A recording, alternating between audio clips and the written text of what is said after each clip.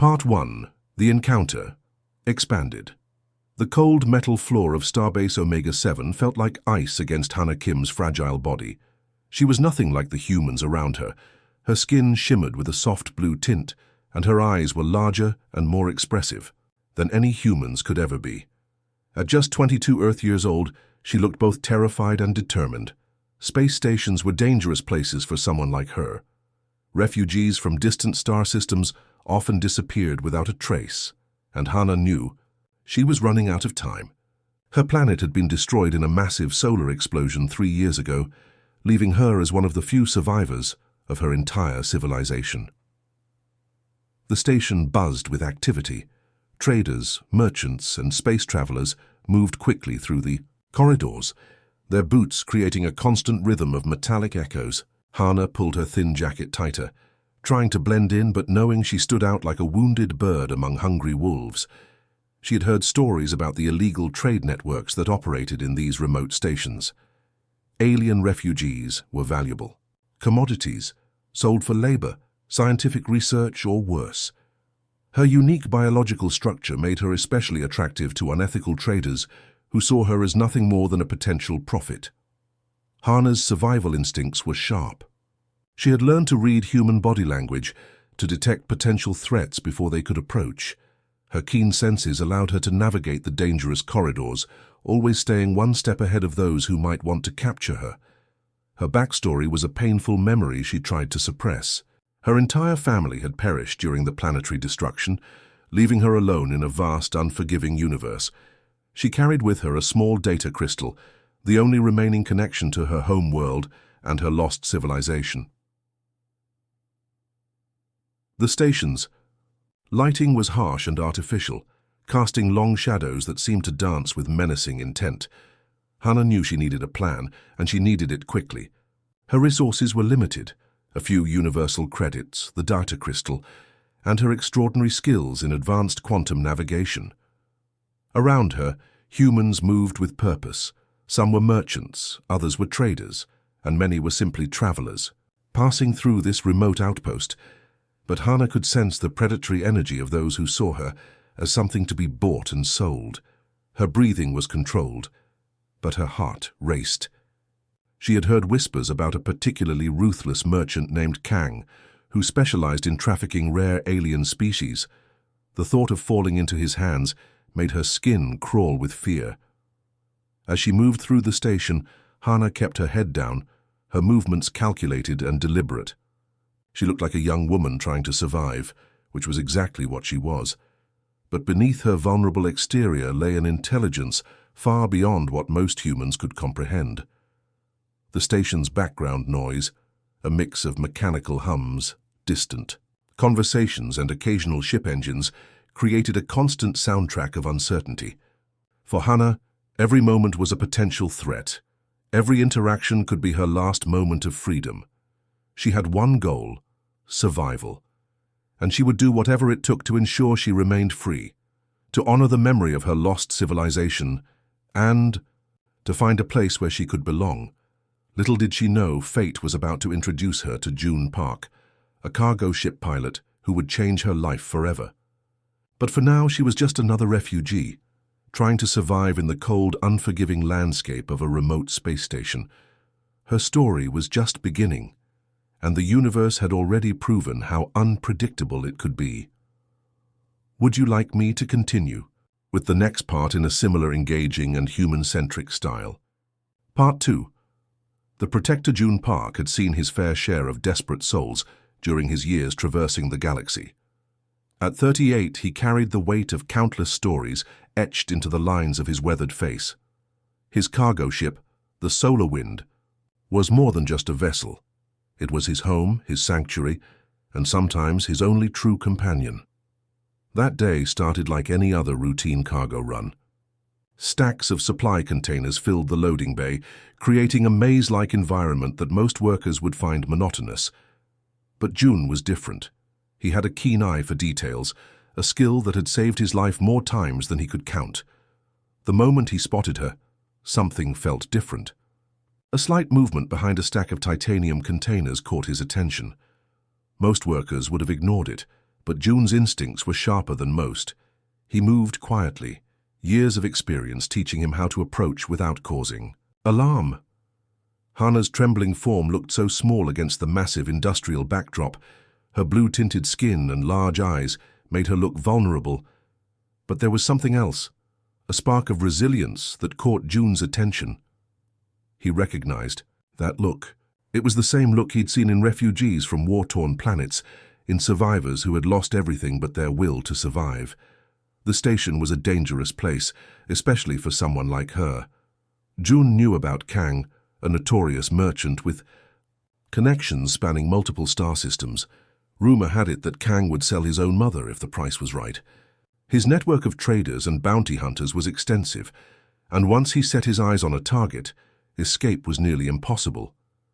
June's past wasn't spotless. He'd made mistakes, transported cargo that sometimes skirted the edges of legal boundaries. But he had lines he would never cross. Trafficking, especially of sentient beings, was something he absolutely refused to be part of. He remembered his own sister, who had disappeared years ago while traveling between colonies. The pain of not knowing her fate had haunted him for years. Perhaps that's why he felt a connection to this trembling alien girl. The loading bay was noisy, mechanical sounds, distant conversations, the hum of processing machines creating a constant background noise. But in that moment, everything seemed to fade for June. His entire focus was on the scared creature hiding among the cargo containers. He knew approaching her directly would be a mistake. Scared creatures, human or alien, often react unpredictably when cornered. So he did something unexpected.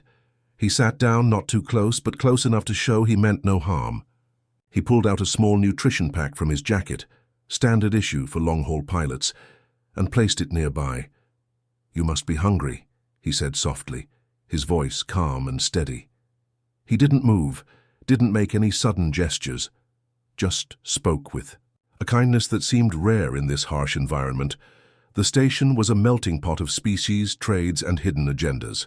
Everyone was looking to survive, to make a profit, to find their next opportunity. But in this moment, June saw something. More a chance to make a difference, to potentially save a life. He knew Kang's hunters were close. The whispers among cargo workers suggested a high-stakes hunt was underway. Someone was being tracked and the price on their head was substantial. June had overheard fragments of conversations, mentions of a unique alien with extraordinary capabilities. His decision would change everything. To help her would mean putting himself in danger, risking his ship, his livelihood, potentially his entire future. But something in her eyes spoke to him. A silent plea that transcended language, species, or galactic boundaries. The universe, June had learned, was rarely kind, but sometimes, just sometimes, it offered moments of unexpected compassion. "Would you like me to continue with the next part in the same style and tone?"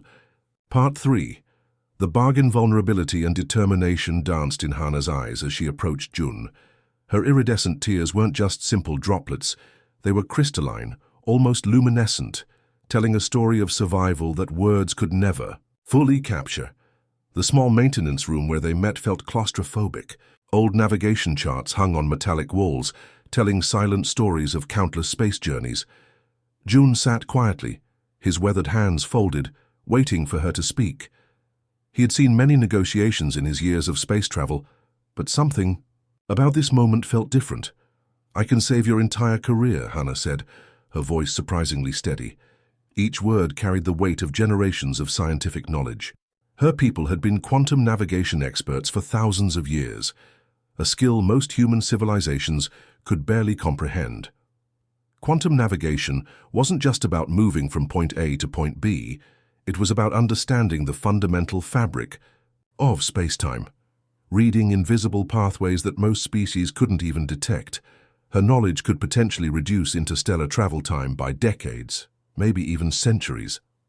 June listened carefully. He had transported cargo across multiple star systems, but he knew his technology was primitive compared to what advanced civilizations could achieve. The potential of her offer was breathtaking. "How much is this knowledge worth?" June asked, his tone professional but curious. Hana calculated quickly. "Millions in research grants, potentially billions in technological advancements. But right now, I need something more valuable. Protection. The room felt charged with tension. Outside, the space station continued its mechanical rhythm, distant announcements, mechanical sounds, the constant hum of life support systems. But here, in this small room, two beings from different worlds were negotiating something extraordinary. Kang's reputation preceded him. A merchant who treated living beings like commodities, who saw potential profits in every transaction. Hana knew if she fell into his hands, she would become nothing more than a research specimen or worse, a slave in some distant mining colony. June understood the stakes. Helping her meant putting himself in significant danger. Kang's network was extensive, his reach nearly unlimited. Protecting an alien with such valuable knowledge would make him a target. What guarantees can you give me?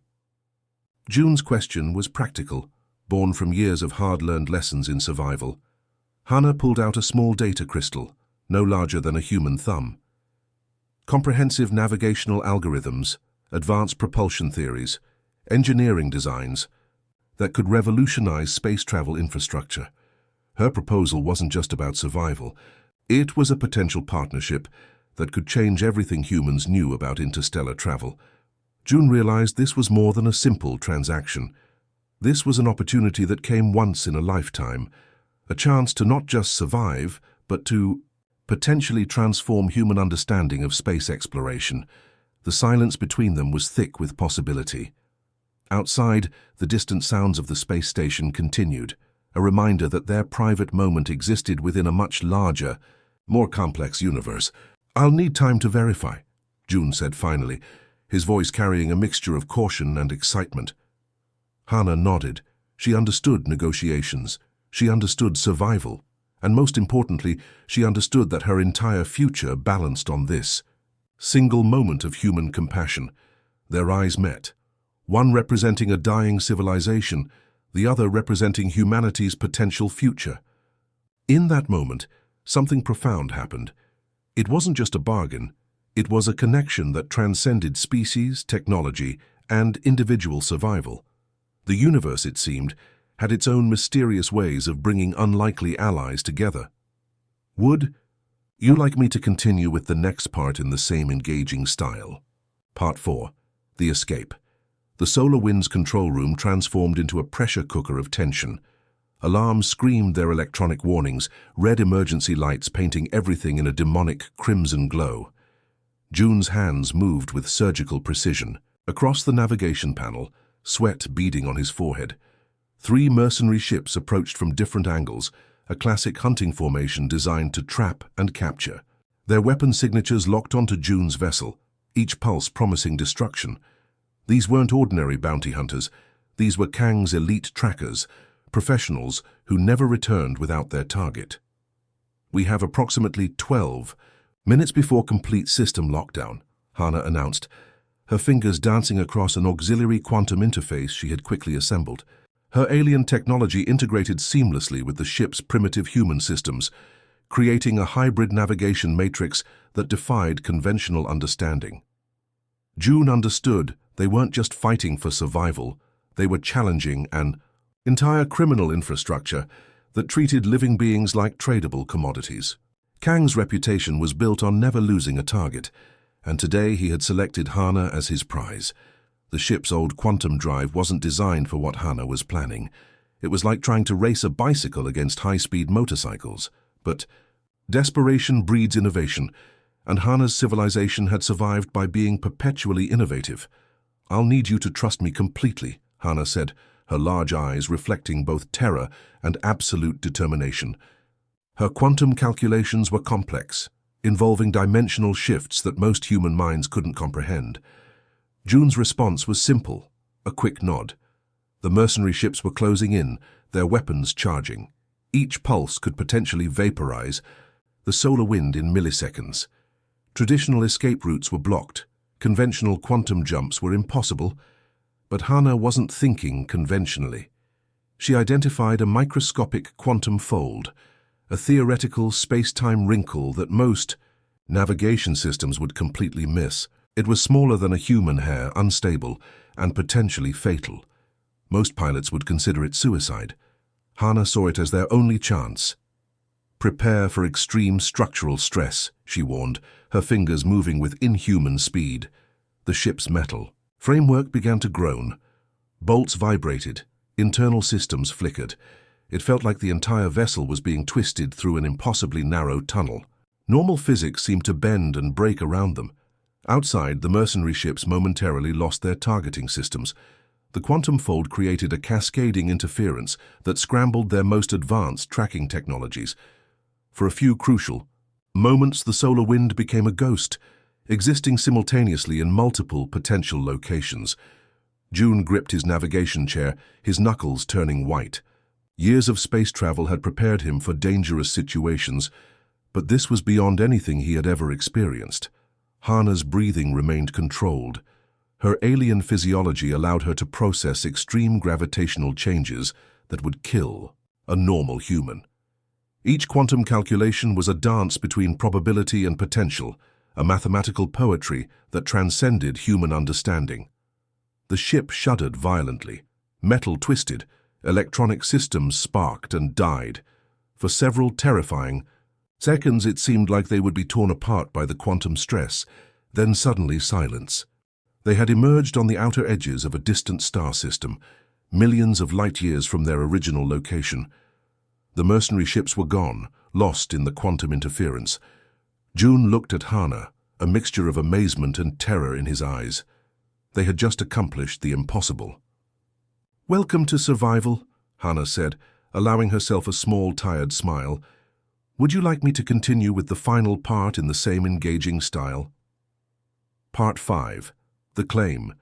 The Interstellar Refugee Tribunal was unlike any courtroom in human history. Suspended in a massive space station, its circular chamber featured holographic displays and judges from multiple planetary systems. Crystal-like walls shifted with subtle colors, reflecting the complexity of interstellar law. June stood tall, but inside he was a storm of emotions. He had faced space pirates, survived treacherous cargo runs, and navigated through impossible quantum fields. But this hearing felt different. This was about saving a life, not just delivering cargo. Kang's legal team arrived first, expensive suits, perfectly pressed, representing generations of black market wealth. They looked like predators dressed in corporate clothing, confident that their network of influence would win the day. "Mr. Park," the lead tribunal judge began, her voice crisp and neutral, "you're requesting legal guardianship of an alien refugee with extraordinary technological capabilities. This is unprecedented." June's evidence was meticulously prepared. Recordings of Kang's mercenaries, tracking logs, documented threats against Hana. Each piece of documentation told a story of systematic persecution, of a living being reduced to a potential commodity. Hana sat quietly, her iridescent skin reflecting the holographic lights. She looked fragile, but her eyes burned with an inner strength that spoke volumes. Her entire civilization's history of survival was embedded in that single gaze. The tribunal chamber felt heavy with tension. Representatives from various star systems watched carefully. This wasn't just about Hana or June. This was about establishing a precedent for how intelligent life would be treated across the galaxy. "My client is not just a potential research subject," June argued, his voice steady. "She represents an entire civilization's knowledge. Treating her as a tradable commodity would be equivalent to cultural genocide." Hana's quantum navigation data had been carefully entered into the tribunal's systems. Holographic representations of her technological insights danced around the chamber, complex mathematical equations, propulsion designs that could revolutionize space travel, navigation algorithms that made human technology look primitive. Kang's lawyer tried multiple angles. He portrayed Hana as an unregistered alien, a potential security risk. He highlighted the potential financial benefits of her sale, presenting her as a valuable technological asset. But June had prepared for this.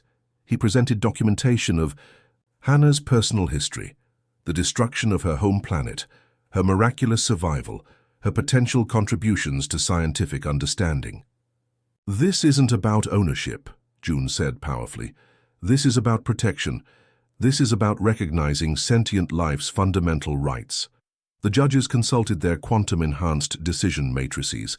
Complex algorithms calculated potential, outcomes, societal impacts, and ethical considerations. Hours passed. The tension in the chamber became almost unbearable. Finally, the lead judge spoke.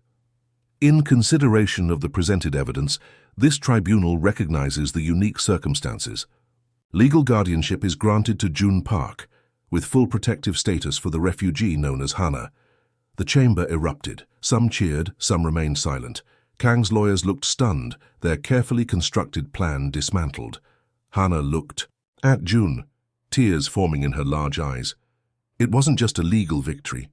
It was a moment of genuine human compassion, triumphing over systematic exploitation. As they left the tribunal, the universe seemed to pause, witnessing a moment where something more important than profit had won. A moment where one life was deemed more valuable than any potential financial gain. Their journey was far from over. But for now they had won something precious: freedom.